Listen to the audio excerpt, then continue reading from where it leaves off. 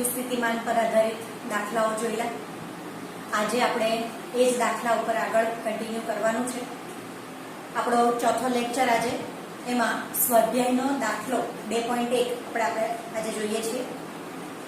દાખલાની રકમમાં એવું કહે છે કે બે વિદ્યુત ભારો છે Q1 બરાબર 5 × 10⁻⁸ કુલમ અને Q2 બરાબર -3 × 10⁻⁸ આ બંને વિદ્યુત ભારો એકબીજાથી 16 સેન્ટીમીટર અંતરે આવેલા છે એમ કીધેલું છે. તો આને આપણે લઈ લઈએ Q1 5 × 10⁻⁸ અને આને નામ આપી દઈએ Q2 -3 × 10⁻⁸ બરાબર. હવે આ બંને વિદ્યુત ભારો એકબીજાથી 16 સેન્ટીમીટર અંતરે આવેલા છે એમ કીધેલું છે. આ બંને વિદ્યુત ભારને જોડતી રેખા પર કયા બિંદુઓએ વિદ્યુત સ્થિતિમાન શૂન્ય થાય? ગઈકાલે જે ઉદાહરણનો દાખલો જોયો એવો જ આ સ્વાધ્યાયનો દાખલો છે. તો બંને વિદ્યુત ભારોને જોડતી રેખાઓ પર કયા બિંદુઓએ વિદ્યુત સ્થિતિમાન શૂન્ય થશે એમ પૂછેલું છે. આ જોડતી રેખા છે, એમાંથી બે બિંદુઓ હું લઈ લઉં, બિંદુ A અને બિંદુ B.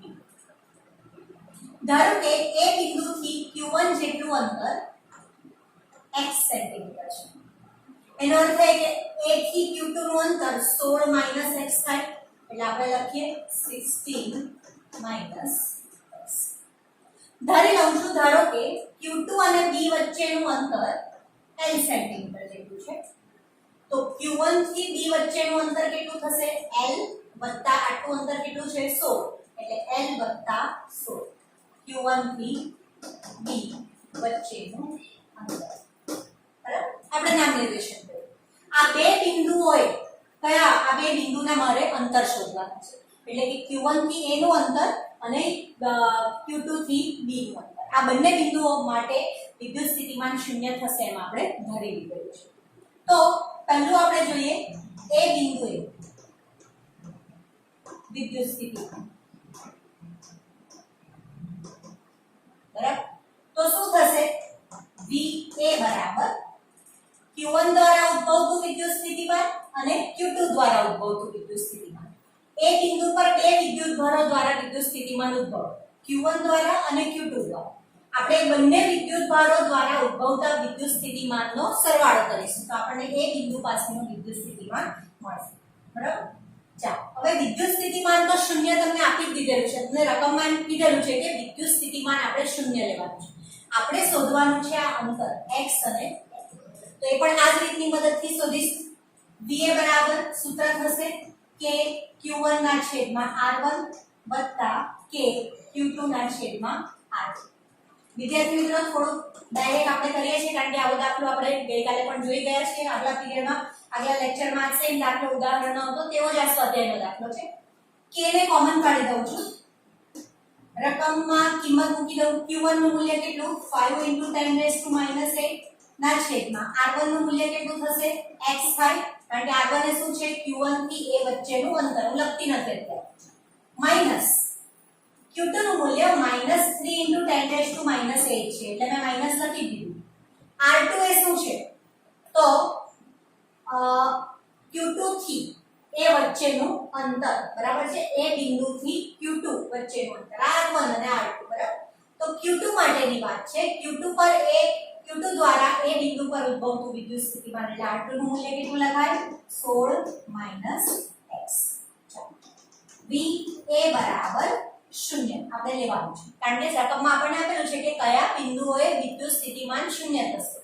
VA બરાબર 0 મૂકી દો, તો ઇમ્પ્લાઇઝ આ સમીકરણ શું થશે? 0 બરાબર k 10⁻⁸ કોમન કાઢીએ, એ પણ શૂન્ય થઈ જશે. તો રહેશે શું? 5 / x - 3/16 - x. બરાબર, આ પણ શૂન્ય, માટે 5/x બરાબર 3 ના છેદમાં 16 - x. આ બરાબર પણ શૂન્ય થાય, તો આ બંને બાજુઓ કેવી થાય? સરખાવાય. આપણે આ બાજુ લઈએ તો એ પ્લસ થઈ જાય. તો 5/x બરાબર 3 ના છેદમાં 16 - x. ચાલો, क्रॉस गुणाकार करो એટલે 16 ગુણ્યા 5 80 માઈનસ 5x બરાબર આ થશે 3x બરાબર ચાલો આને આ બાજુ લઈ જાઓ જમણી બાજુ ઉપર તો 8x થાય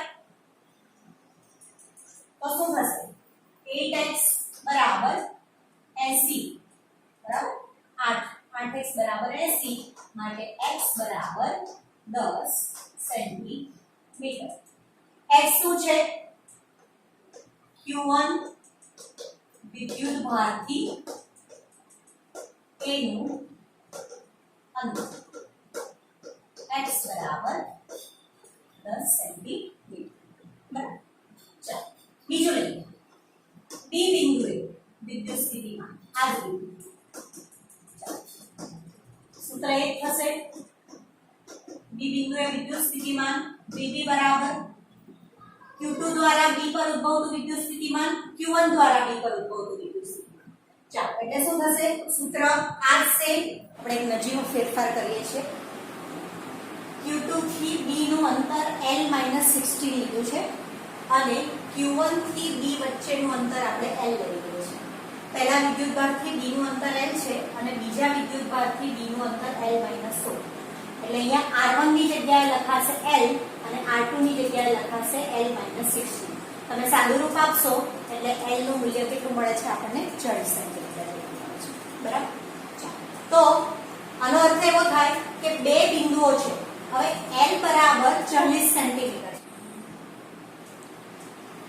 આગળ હવે વિદ્યાર્થી મિત્રો સમસ્થિતિમાન પૃષ્ઠો આગળની થિયરી પર આગળ જઈએ સમસ્થિતિમાન પૃષ્ઠોની વાત કરવાની છે આપણને એના શબ્દ પરથી આપણને એવી ખબર પડે કે સમસ્થિતિમાન પૃષ્ઠ એટલે એ પૃષ્ઠ પરના દરેકે દરેક બિંદુઓએ સ્થિતિમાનનું મૂલ્ય એક સમાન મળતું હશે બરાબર એટલે આપણે જો સમસ્થિતિમાન પૃષ્ઠોની વ્યાખ્યા લઈએ તો આપણે એવું કહી શકીએ કે જે પૃષ્ઠ પરના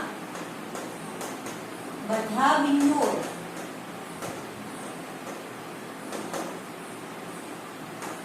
સ્થિતિમાન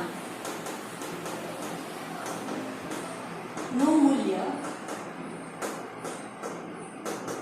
સમાન હોય તો તેવા પૃષ્ઠોને સમસ્થિતિમાન પૃષ્ઠ તરીકે ઓળખવામાં આવે છે જો એની પદ્ધતિસરની વ્યાખ્યા આપણે આપવી હોય તો એક સરખું વિદ્યુત સ્થિતિમાન ધરાવતા બિંદુઓ એક સરખું વિદ્યુત સ્થિતિમાન ધરાવતા બિંદુઓમાંથી પસાર થતા કાલ્પનિક પૃષ્ઠને સમસ્થિતિમાન પૃષ્ઠ તરીકે ઓળખવામાં આવે છે શું કહે છે એક સરખું વિદ્યુત સ્થિતિમાન ધરાવતા કાલ્પનિક પૃષ્ઠમાંથી પસાર થતા અથવા તો જે કંઈ પણ એક સમાન વિદ્યુત સ્થિતિમાન ધરાવતા બિંદુઓ છે બિંદુઓમાંથી પસાર થતા કાલ્પનિક પૃષ્ઠને સમસ્થિતિમાન પૃષ્ઠ તરીકે ઓળખવામાં આવે છે તો પહેલું આપણે લઈએ છીએ કે ધારો કે q કેન્દ્ર અને r ત્રિજ્યાવાળું કોઈ ગોળાકાર વર્તુળ છે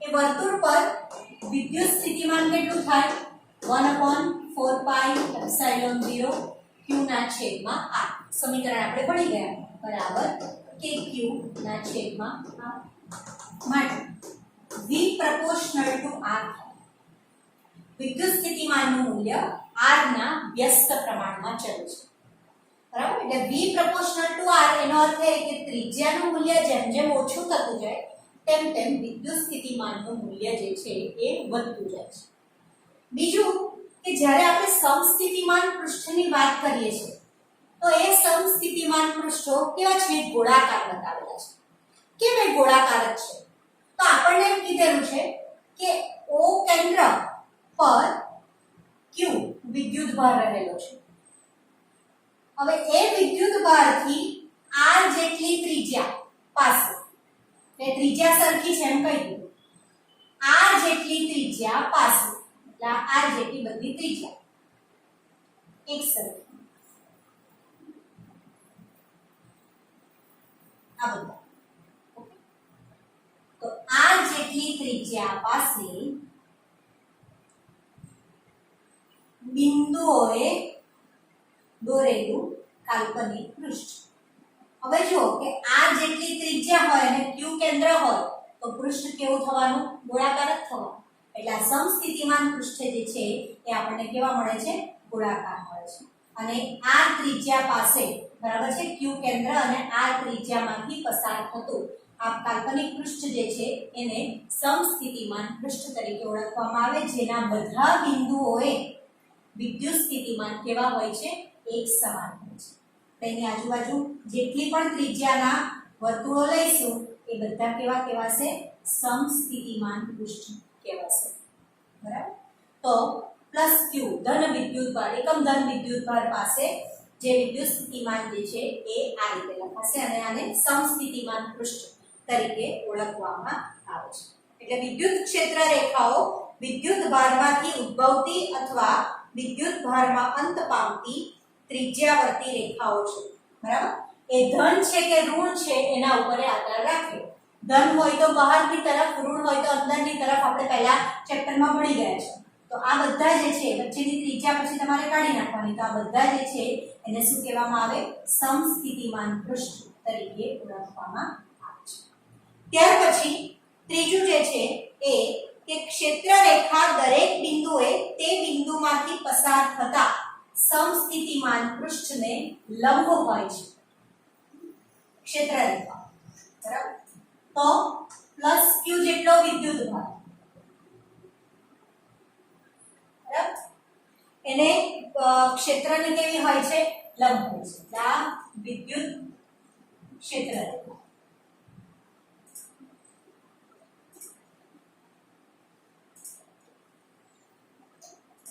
એ અહીંયા બધા આ કાલ્પનિક પૃષ્ઠ જેને આપણે સમસ્થિતિમાન પૃષ્ઠ તરીકે ઓળખીશું.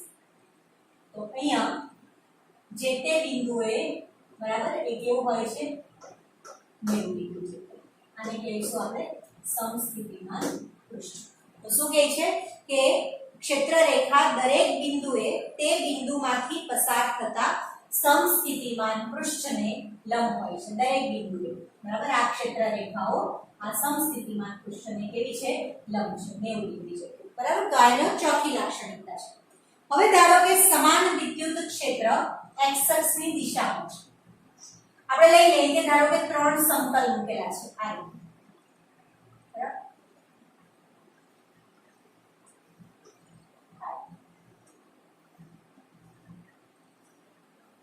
એમાંથી પસાર થતી વિદ્યુત ક્ષેત્ર રેખા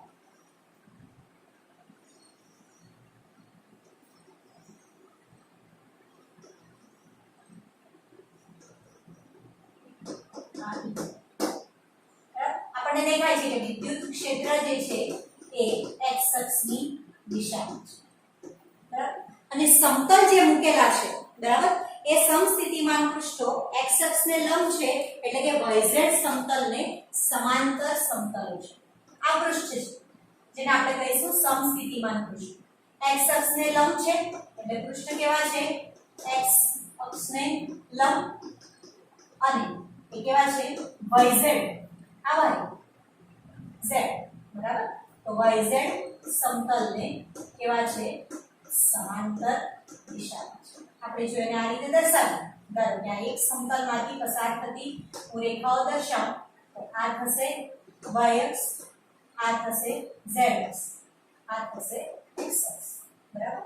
તો x અક્ષને કેવું છે? લંબ છે, દેખાય છે આપણે આખું પૃષ્ઠ. બરાબર? જેને આપણે સમસ્થિતિમાન પૃષ્ઠ કહીએ. અને yz સમતલ આ y અને આ z સમતલને કેવું છે? સમાંતર દિશામાં છે. તો આ સમસ્થિતિમાન પૃષ્ઠો જે છે જે x અક્ષની દિશામાં દોરેલા છે, x અક્ષને લંબ દિશામાં છે, એ yz સમતલને સમાંતર દિશામાં આપણને જોવા મળે છે. બરાબર? હવે વિદ્યુત ડાયપોલ માટે સમસ્થિતિમાન પૃષ્ઠો તમને ચોપડીમાં વિદ્યાર્થી મિત્રો આકૃતિ આપેલી છે. હવે વિદ્યુત ડાયપોલ એટલે એક ધન વિદ્યુત ભાર અને બીજો ઋણ વિદ્યુત ભાર. ધન વિદ્યુત ભાર માટે સમસ્થિતિમાન પૃષ્ઠો આ રીતે દોરાશે. બરાબર?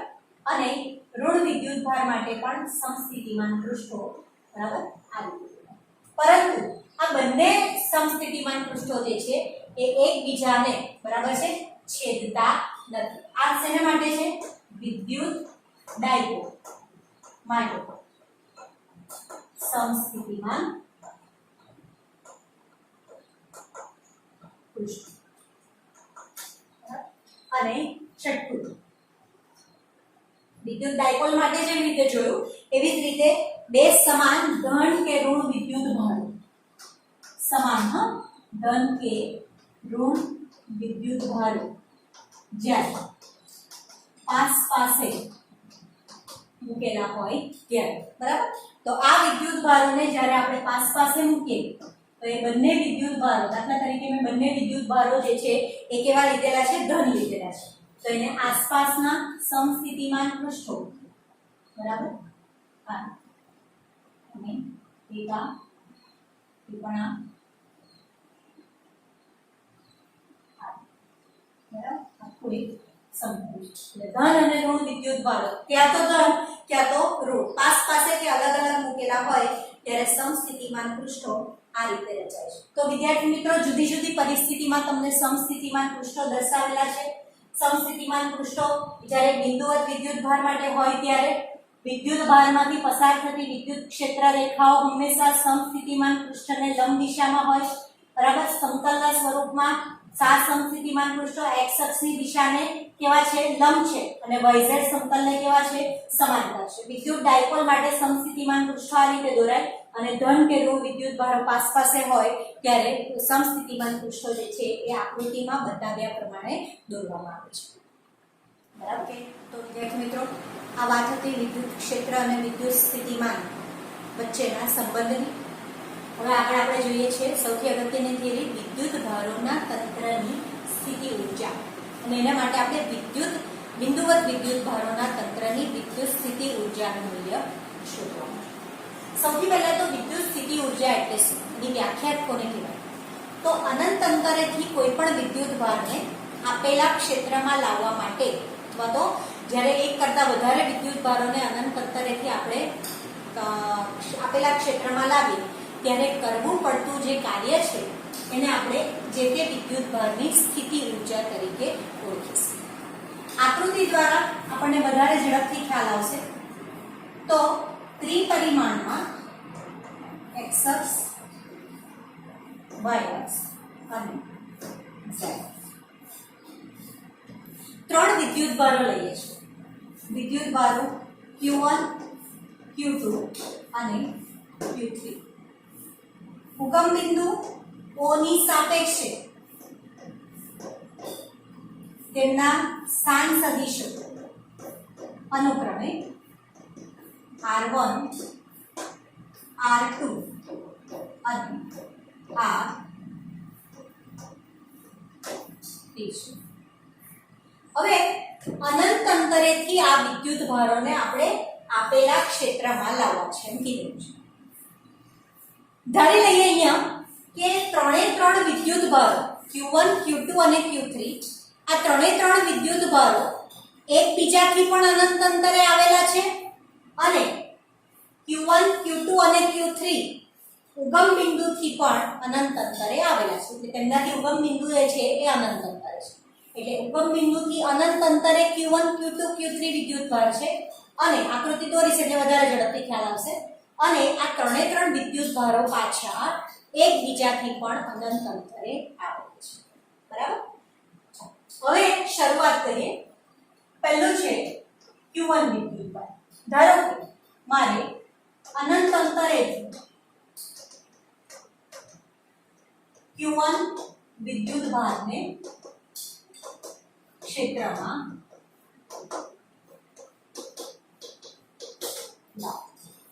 બરાબર. પહેલું તો જો જ્યારે Q1 વિદ્યુત ભારને આપણે ક્ષેત્રમાં લાવીએ છીએ તો હવે અત્યારે અહીંયા કોઈ પણ પ્રકારનો વિદ્યુત ભાર હાજર નથી.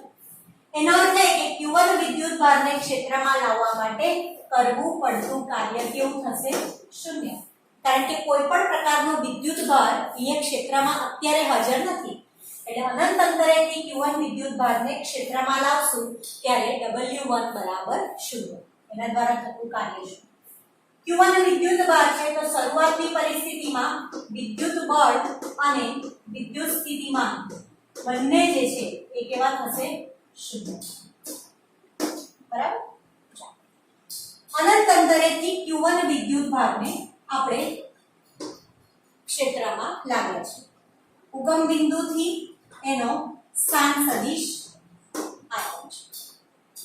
હવે એ બિંદુ ઉપર છે એમ આપણે કહી દઈએ છીએ કે આ એ બિંદુ ઉપર q1 વિદ્યુત ભારને આપણે લાવ્યા છે અને ક્ષેત્રમાં લાવવા માટે કરવું પડતું કાર્ય કેટલું W1 બરાબર 0.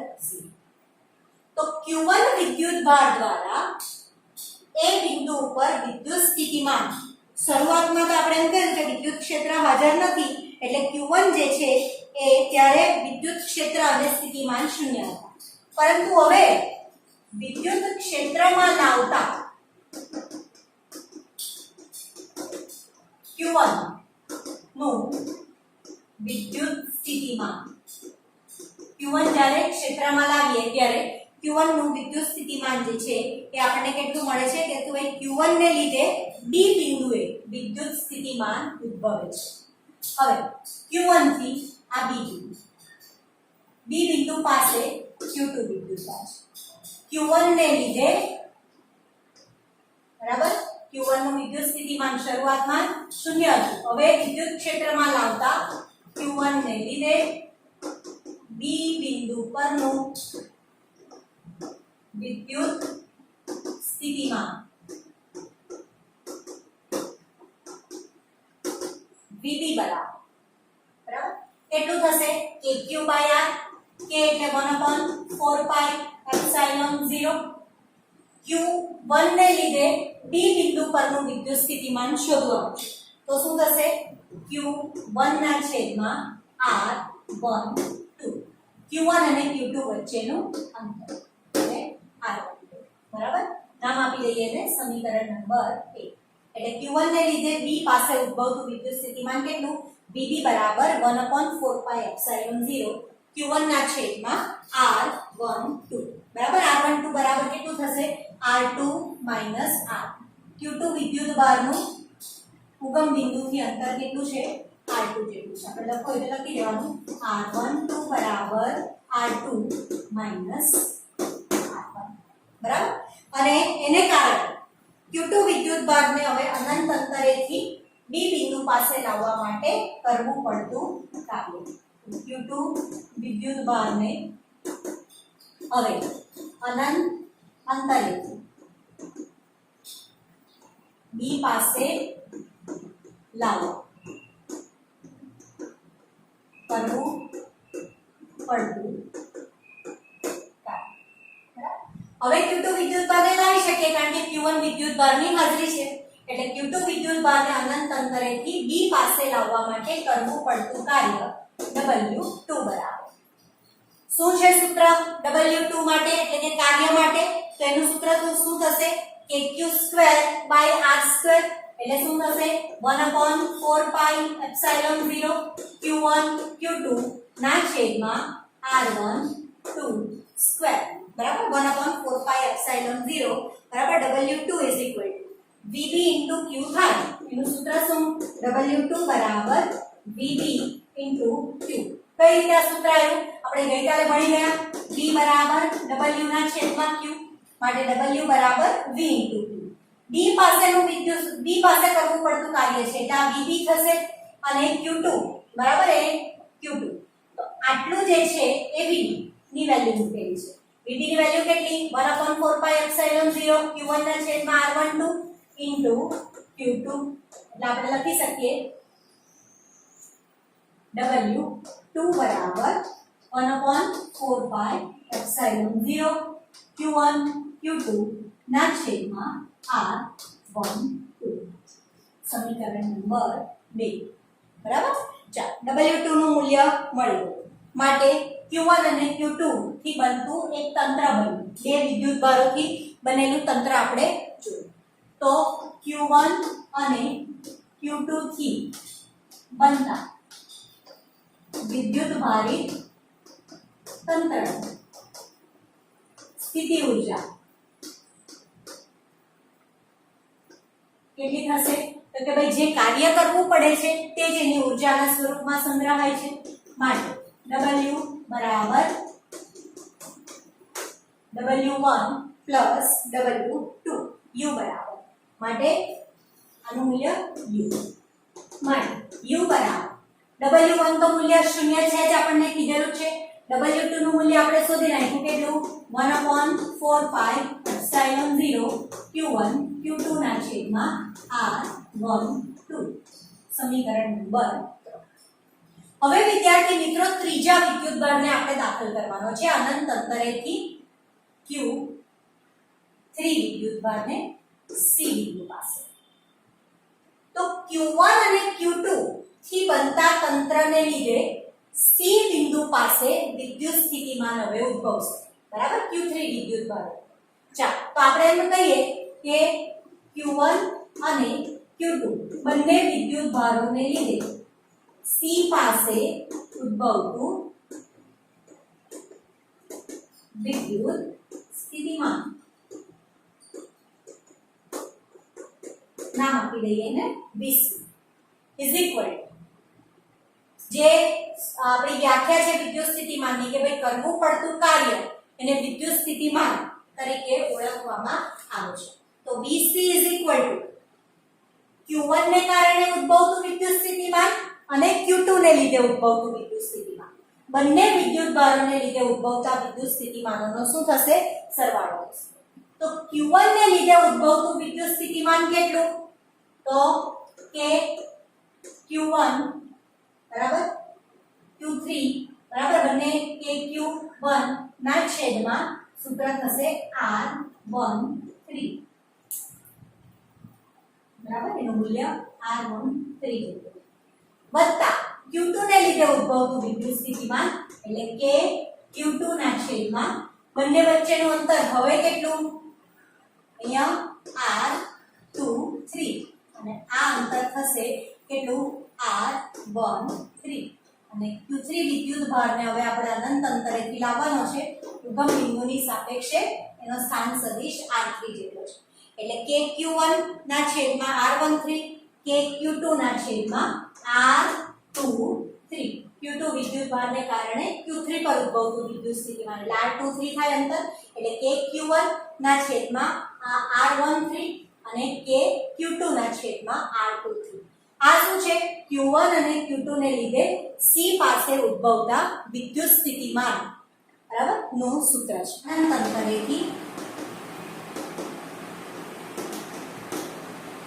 અંતરેથી ક્ષેત્રમાં C પાસે લાવવા કરવું પડતું કાર્ય.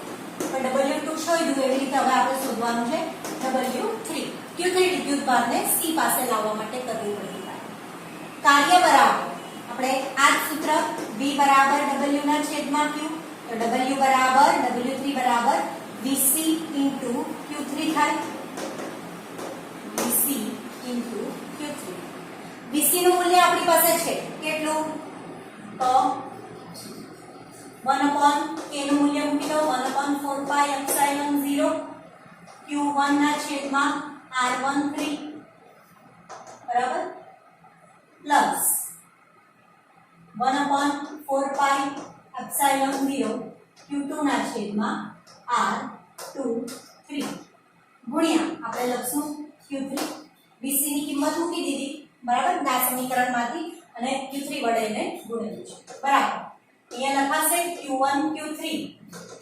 1/4 pi epsilon 0 તો રહેશે Q1 Q3 ના છેદમાં R13 વત્તા 1/4 pi epsilon 0 Q2 Q3 ના છેદમાં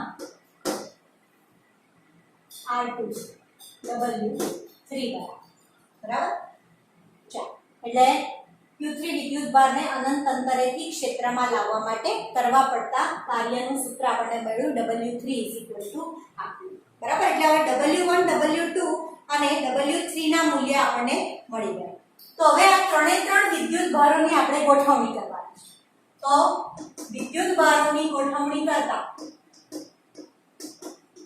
કરવું પડતું કુલ કાર્ય આપણે લખી શકીએ W બરાબર W1 W2 W3 માટે W બરાબર W1 નું મૂલ્ય 0 મળેલું W2 નું મૂલ્ય આપણને કેટલું મળેલું વિદ્યાર્થી મિત્રો 1/4 પાઈ એપ્સિલોન 0 આગળના એમાં તમે જોઈ શકશો q1 q2 ના છેદમાં r1 પ્લસ w3 ની કિંમત ઉપરના સૂત્રમાં દેખાય છે 1/4 પાઈ એપ્સિલોન 0 q1 q3 ના છેદમાં r13 વત્તા 1/4 પાઈ એપ્સિલોન 0 q2 q3 ના છેદમાં r2 બધાનો આપણે શું કર્યો સરવાળો ચાલો માટે w બરાબર 1/4 પાઈ એપ્સિલોન 0 બધામાંથી કોમન કરશે એટલે 1/4 પાઈ એપ્સિલોન 0 કૌંસમાં લખીએ તો સૌથી પહેલા સરવાળો આપણે કરવાનો છે તો સરવાળા માટે q1 q2 upon r12 વત્તા q1 q3 upon r13 વત્તા q2 q3 upon r2 બરાબર દરેકનો સરવાળો છે 1/4 પાઈ એપ્સિલોન 0 અને આ ત્રણ વિદ્યુત ભારથી બનેલા તંત્ર માટે કાર્યનું મૂલ્ય છે તો જો એવી જ રીતે n વિદ્યુત ભારો માટે તંત્ર દ્વારા થતું કાર્ય અને કાર્ય એ જ શું છે આપણી સ્થિતિ ઊર્જા છે આપણે વ્યાખ્યામાં જોયું તો તંત્ર માટે વિદ્યુત સ્થિતિ ઊર્જા n વિદ્યુત ભારો માટે વિદ્યુત સ્થિતિ ઊર્જા કેટલી u બરાબર